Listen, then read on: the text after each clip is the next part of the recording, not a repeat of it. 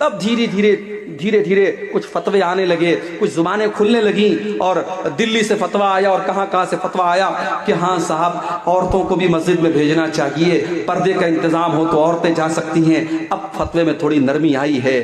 ہم تو ہمیشہ سے کہتے چلے آئے کہ اپنی عورتوں کو مسجد میں بھیجو میرے بھائی، تم نے مسجد میں تو نہیں بھیجا۔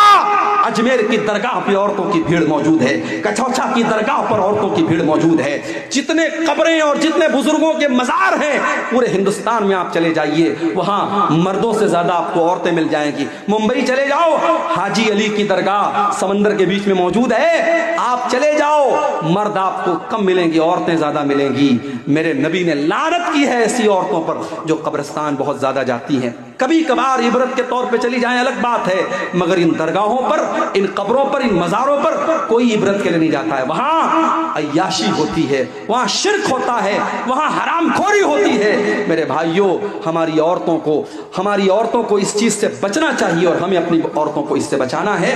اللہ کے نبی نے لعنت کی ایسی عورتوں پر، اللہ کی لعنت ہو۔ اور ایک اور حدیث میں اللہ کے نبی نے فرمایا لعن اللہ زائرات القبور، اللہ کی لعنت ہو ایسی عورتوں پر جو قبروں کی زیارت کرتی ہیں، والمتخذین علیہ المسجد، اور قبر کے اوپر مسجد بنانے والی عورتوں پر بھی اللہ کی لعنت ہو، والسرج، اور قبر کے اوپر چراغ جلانے والی والوں پر بھی اللہ کی لعنت۔ اے ایمان والو خبردار، جس چیز کو اللہ نے حلال کیا ہے تمہیں حرام کرنے کا کوئی ادھیکار نہیں ہے۔ ٹھیک ہے، کوئی شاکاہاری ہو سکتا ہے، کوئی مسلمان بھی ایسا ہو سکتا ہے اس کو گوشت پسند نہیں ہے، وہ سبزی کھاتا ہے، وہ دال کھاتا ہے، بہت اچھی بات ہے، کوئی مسئلہ نہیں، کوئی حرج کی بات نہیں۔ لیکن اگر وہ گوشت کو حرام سمجھتا ہے، وہ یہ سمجھتا ہے کہ گوشت کا کھانا صحیح نہیں ہے، یہ جیو ہتیا ہے، یہ جانوروں کا قتل ہے، یہ جانوروں کا خون بہانا ہے، کان کھول کر کے سن لو، اللہ فرماتا ہے یا ایھا الذین آمنوا لا تحرموا طیبات ما احل اللہ لکم،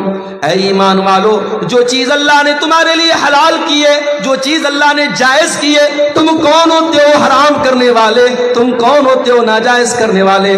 ولا تعتدوا، اے ایمان والو اللہ کی حد کو کبھی کراس نہ کرو۔